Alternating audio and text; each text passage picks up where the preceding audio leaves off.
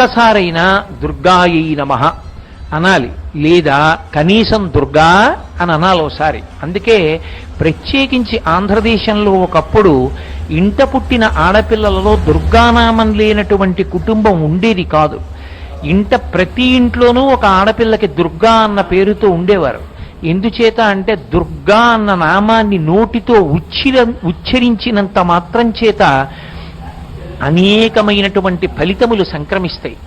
దుర్గా ఈ ఒక్క నామంలో దకారాన్ని ఉచ్చరించడం చేత దైత్యనాశనం అవుతుంది.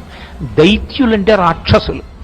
ఆ రాక్షసులు నశించినటువంటి కారణం చేత మనసులలో ఉద్రేకమైనటువంటి భావనలు, సమాజాన్ని పాడు చెయ్యాలి, సమాజాన్ని వక్రగతిలోకి తీసుకెళ్లాలనేటటువంటి ప్రబోధాలు ఉండవు.